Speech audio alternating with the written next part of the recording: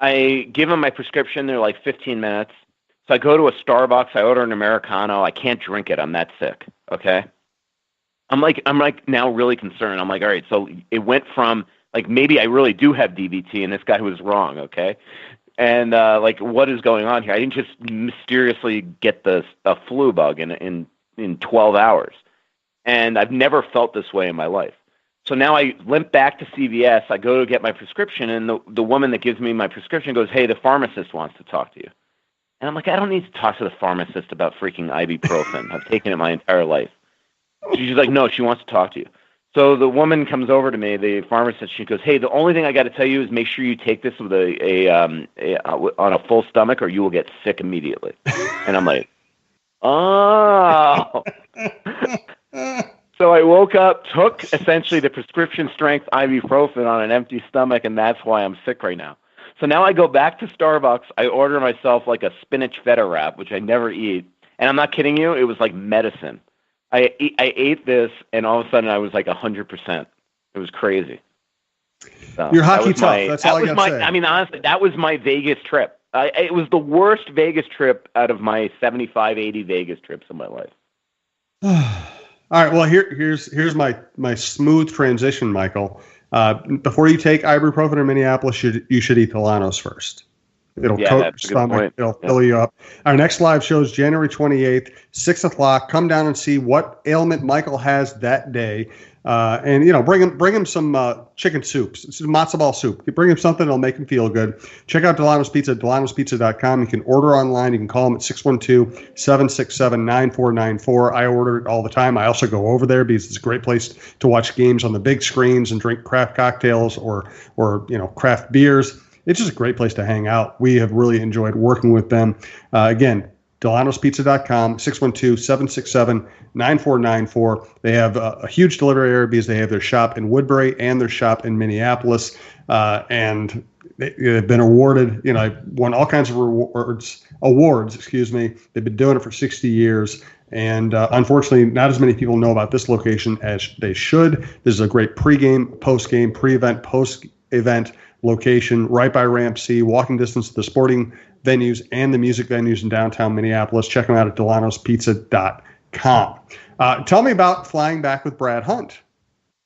Yeah, that was cool. So the Wild, first of all, just to backtrack a little bit, they played the Vegas game, and I thought they were awesome.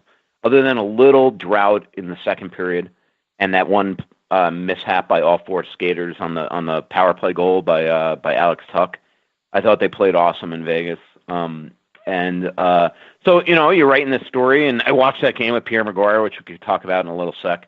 And then the Wild, right after I file, it's funny, I file my story, and when I'm writing, I have headphones on, and I file my story, I'm getting up to leave, I look at my phone, and 3 minutes before, I missed the fact that they traded for Brad Hunt. I'm like, okay, who the hell's Brad Hunt? And the funny thing, the first thing that I thought of about Brad Hunt is the one thing I know about Brad Hunt is I have two like really close friends that live in Vegas, and one's just coincidentally, it's both my passions. One's a casino host, and the other is a alcohol distributor. So there you go. Shocker, right? So anyway, so the first thing I think about is that I know that my casino host at the Planet Hollywood has told me a gazillion times how he's become tight with Brad Hunt. So that was pretty funny. So they right away, I'm just thinking, all right, they're adding a depth defenseman because they send Belpedio down. Well, so I kind of make it a little note in my story and not thinking anything really of it. And then I start getting, kind of, as I'm walking back to the hotel, limping back to the hotel, I'm sending text messages. I'm starting to ascertain that this is actually, that the Wild are requiring him to play and not just to be a depth D. So I'm like, okay, that's pretty cool. But after writing trade stories for as long, I didn't want to do the cliched trade story where you sit in front of a guy and he's like, I'm really excited about a new opportunity, blah, blah, blah, blah. I mean, that's boring stuff. Agreed. So I started thinking to myself, I bet you that he's on my plane tomorrow, because the other thing is I knew that the trade didn't happen until the Wild were in the air because they couldn't get the trade call done. It's it's a holiday in New York. You have to get central registry on the phone, and I knew there was a delay there. So I knew that he wasn't on the Wild plane, so I knew he was spending the night. And so I'm like, I bet you he's going to be on my plane in the morning. So, I'll go over and introduce myself to him and maybe interview him in the airport and do a cool story. Because I figured, again, when you acquire somebody, most teams will fly that person first class to the new team. It's kind of like when the Star Tribune brought me in for the interview. They flew me first class. And then when I accepted the job, when I accepted the job and had to come up for the drug test, they put me in a middle seat. But I digress. So anyway, that same trip, by the way, they put me up at the Marquette Hotel. I had like the biggest hotel room I've ever had. And then when I came up for the second Marquette, it was like a closet. So. But it wasn't assigned to things to come. So anyway, so I figured that he would be on the United flight and not the Southwest flight, and those were the only two nonstops to Denver, other than probably Frontier and who would fly Frontier. So anyway, I get to my gate, and I'm looking for him immediately, and I find him instantly, and I go up to him, and he's exactly. By the way, in this interim, I've gotten texts from NHL players that have played with him in his 4 other stops, including one that plays for the Golden Knights, and a couple that play for Edmonton, and a couple that played for Nashville or have played with him in the past. And I'm also looking at Twitter, and I'm seeing from beat writers that have covered him that this guy is like the greatest human being on earth. So I'm kind of excited to actually go over to introduce himself, and he's exactly what was advertised. He stands up. He's as nice as can be. We're chatting about his life. He's telling me that his wife's pregnant, and he's going there, and how he's really excited to come to Minnesota, which I'm looking out the window, looking at the mountains. I'm telling him I'd be really upset to leave here. But anyway, then the last thing he does, I kind of tell him, I'm like, this flight delay we have, I hope I can make practice. And he goes, well, there's a car service picking me up. Why don't you just come with me? I'm like, okay. So we get on the plane, and then it was really neat. And again, to me, from a story idea standpoint, I'm like, this is really interesting, because I started to think about, I've covered, 100, 200 trades in my life, and I've never seen it from this perspective. You always see it when the guy shows up at practice and you interview him in the locker room. You never see it from the guy flying to his new life and going to the baggage claim and getting his equipment and the nerves that come with that and all that stuff. So it turned out to be a really kind of neat story today that I wrote on The Athletic, in just kind of hanging with Brad Hunt on his first day with the Wild. And then we're on our way to practice, and he got a text message from Andrew Height, who you know well from the Twins days, who's the team services guy for the Wild. And he says, hey, don't bother coming to practice. You were late. We got on the ice early. There's no reason of trekking out to DU. Just go to the team hotel. So because of that, I got to spend a little more time with him, because we were already halfway to DU, and then we went to the hotel. So it turned out to be a really cool story. And as you mentioned, he's playing. He's in the lineup tonight against the Colorado Avalanche, which is just shocking. He's somebody that's played 13 games this year, didn't practice yesterday, and Bruce Boudreau is throwing him right into the lineup, which is going to be interesting to see. By the time this podcast is out, we'll know, but it'll be interesting to see where he's playing in the lineup, if it's going to move Brodin to the right side or if he's going to play the right side. Either way, one of their left D is going to be miscast in the lineup. I have a story to tell that's similar to yours. Do want to thank Fixologyrepair.com. They handle cell phone repair, jewelry repair, watch and battery repair and replacement. They buy gold. They repair tablets and iPads. They just worked on my tablet and iPad. They will handle mail-in repairs. Check them out at Fixologyrepair.com. 3rd floor of the Mall of America by Nordstrom's, downtown in the Skyway, just south of the Wells Fargo Center, right across from Dunn Brothers. Fixologyrepair.com.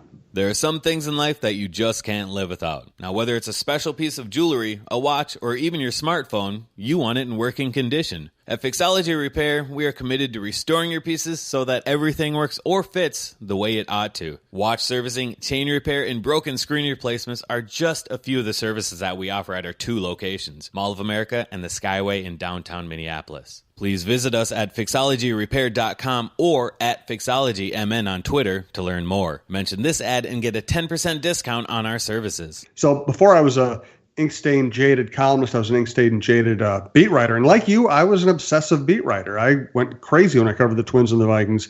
And so one day they had this AAA player named Bernardo Brito. It was like one of the greatest AAA minor league sluggers of all time, but he could never really hold a big league job. And so one day I'm walking into the Metrodome and he's walking out. He just got I think he just signed in Japan because he realized he was never going to get a real shot with the Twins. He signed overseas someplace. He's walking out. I said, Bernardo, where are you going? He said, I'm out of here. This team didn't want me. I'm going to go play overseas. And I said, give me 5 minutes. He said, I can't. I got to get to the airport. And I said, how about if I drive you? So I ran and got my car.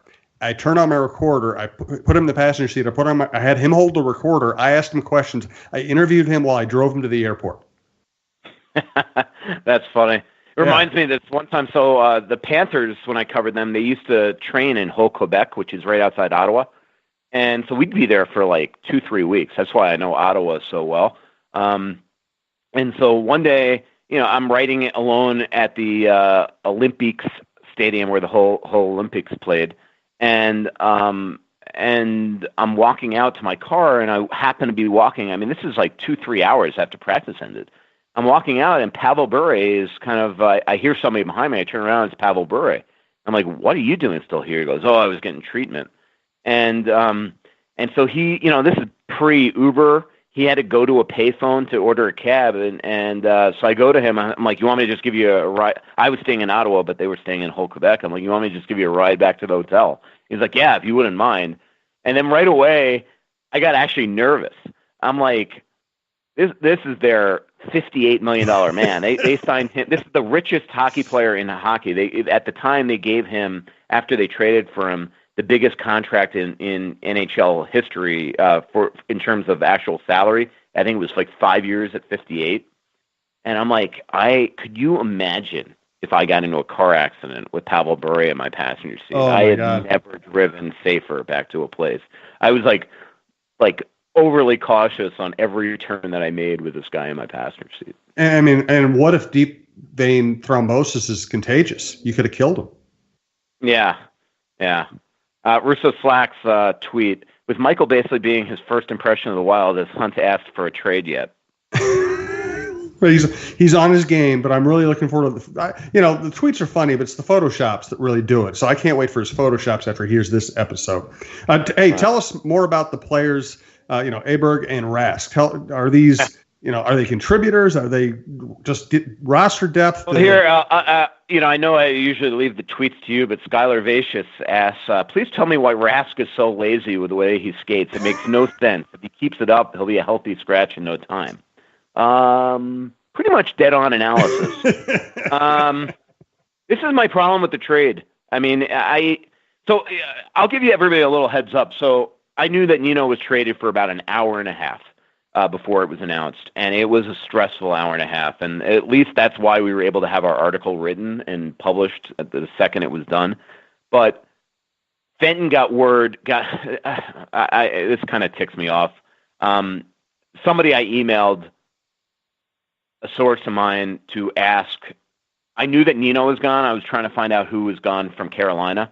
And the person that I emailed, one of the people I emailed, actually went and told Fenton that I knew, and Fenton lost his mind. And basically what happened was Nino they could not get Nino on the phone because he was doing his afternoon nap. Mm-hmm. And, I'm sure all players just put their phone on silent during this. It was a game day for Nino. He's sleeping, and they didn't want me publishing or tweeting out that he was traded until he found out from the team. And so it was a stressful hour. It was a long time. I mean, because you're just waiting to get scooped by the national guys or whatever. And the only thing I knew is that it was bad contract for bad contract. And so I kind of created 2 shells of tweets, 2 shells of articles for either Justin Falk or Victor Rask. Because I figured, looking at their roster, I knew for a fact they weren't trading for Dougie Hamilton. I knew for a fact they weren't trading for Michael Furland. I knew for a fact they weren't trading for Pesce or Slavin. So again, bad contracts. There, to me, were only 3, and I thought that one of those 3 that I considered a bad contract, I knew they were about to tear up Tuva Teravainen's contract and extend him. So I knew it wasn't him. So it had to be Falk or Rask, and I right away got nauseous when I thought it was Rask. It's kind of like the Hansel trade when it happened, and I'm like, this is not good. And I just think it's going to be the same thing with him. I've watched this guy plenty, and I hate to say it, I've watched him plenty because he was on my fantasy team and drove me crazy. and so 2 years ago, I'm just like, you're done, out of here. I booted him off the freaking Hebrew Scribes, Jim. Gone. Hebrew Scribes, I love it.